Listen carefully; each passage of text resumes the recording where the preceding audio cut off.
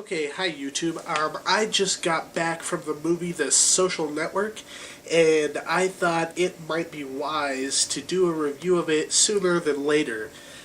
We originally planned to record this on the Videoclerks show next Monday, and then after seeing the movie tonight, I realized that the momentum and the energy of the movie I don't think is going to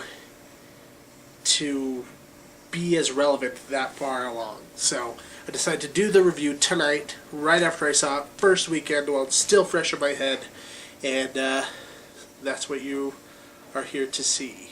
Talking about momentum and relevance, I don't think, I'm not saying that the movie is just utter trash and that a week from now that nobody's going to care.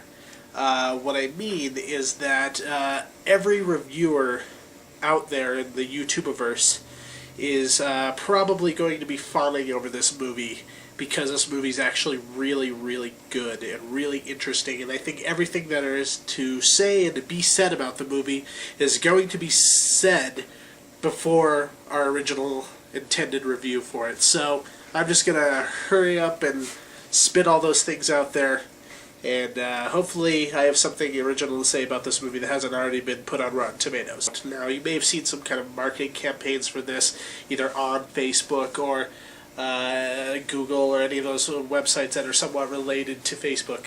And the reason is because this movie is about the creation of Facebook. Now, I saw a little bit about this movie. I've been reading about this movie, I've been hearing about this movie for well early into the year. Largely because I follow the director David Fincher a lot, and I'm very fond of his movies. And usually there to see whatever he has to do. And I heard about this, I read about it, the synopsis on IMDb, and I said, okay, a movie about Facebook. Facebook's one of those necessary evils in my life, I feel. It's not like YouTube where I think there's something sort of interesting that's going on and it's actually helps society in some sort of way. I feel like Facebook is kind of one of the precursors to the end of the world, as well as any social networking site, and as well as like reality TV. I put Facebook in the same sort of category as I put reality TV. So when I first heard that there was going to be a movie, that David Fincher was directing a movie about Facebook, I can't say that I was exactly excited about it. I'm interested in whatever he has to do because he's a great storyteller and a wonderful visualist, but I was a little let down at the subject matter, and I just didn't know how he was going to make it interesting and make it something where I wasn't just going to be rolling my eyes for 2 hours.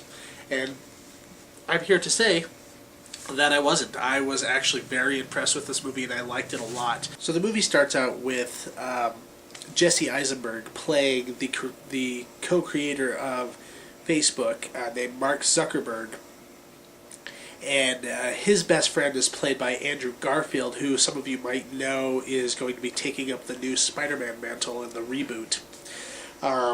And he plays a character named Eduardo Severin, and they kind of come up with the idea together, or arguably Eisenberg's character steals the idea from the set of twins who want to make a social dating site for the Ivy Leaguers at Harvard, where all of these people go to school.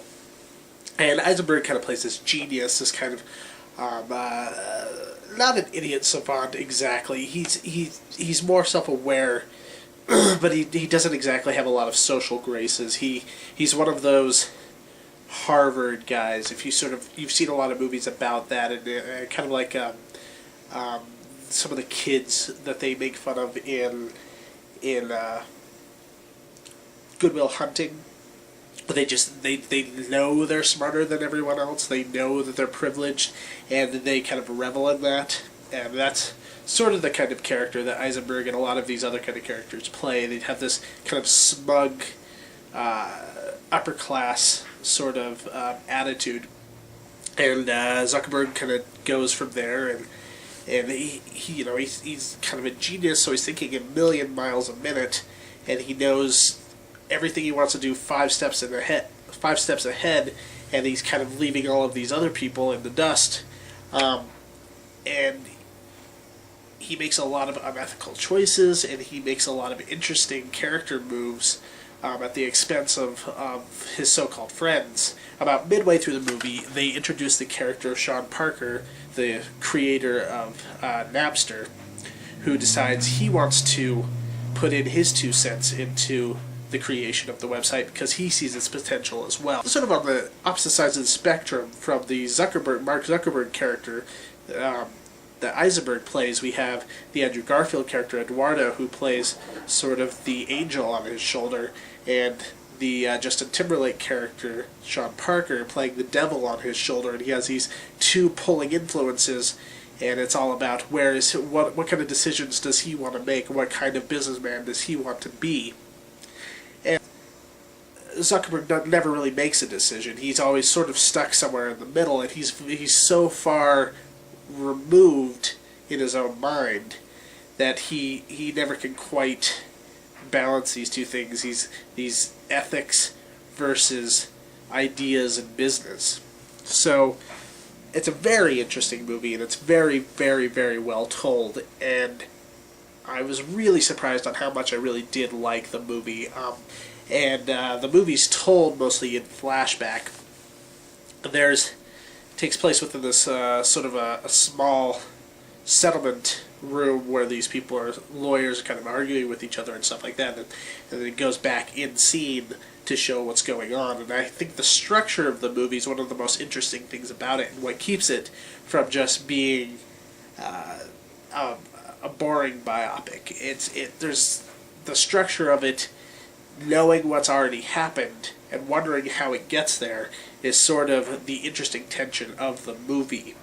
I think the X factor that I didn't think about when I originally heard just the idea of this movie and kind of wrote it off originally is well, this movie could work if the dialogue is really good, and that's what I immediately caught on to. As soon as the first scene started, I noticed this dialogue is incredibly good, very catchy, very stylized, but just top-notch dialogue. I can't really exactly compare it to anybody as far as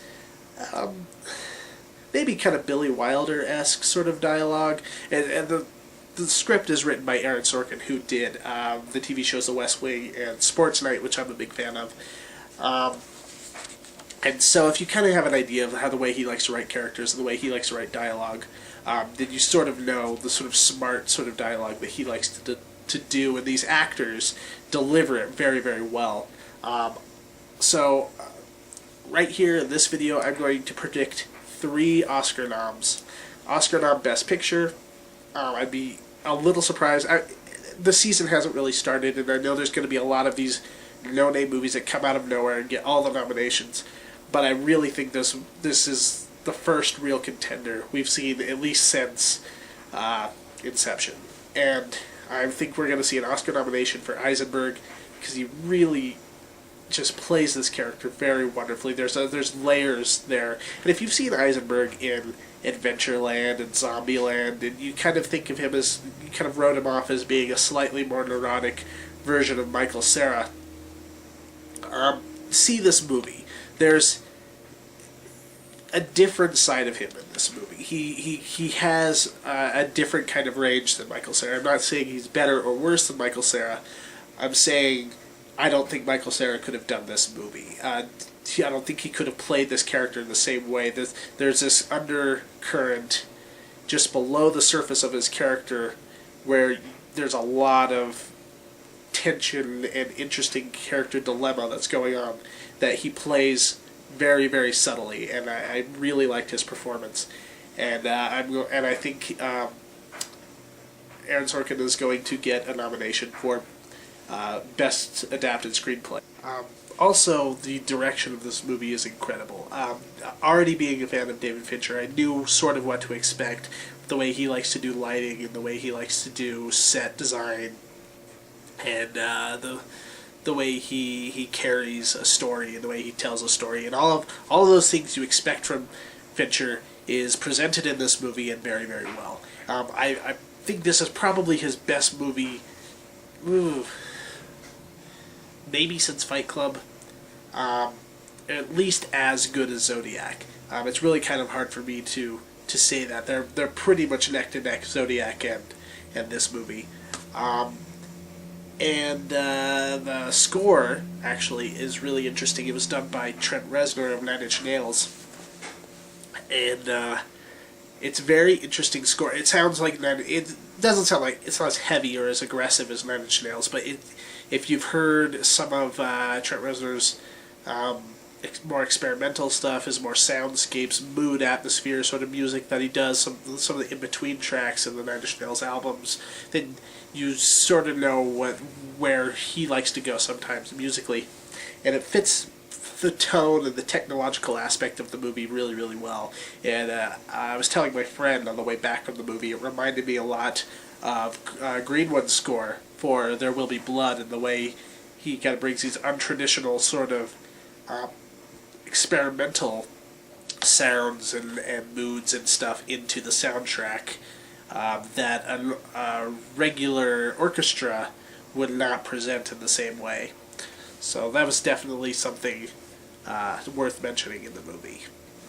So I love the movie. I'm giving it an A+, and I can't wait to see it again already. So if any of you out there seen the movie and you have an opinion about it, let me know what you think in the comments below.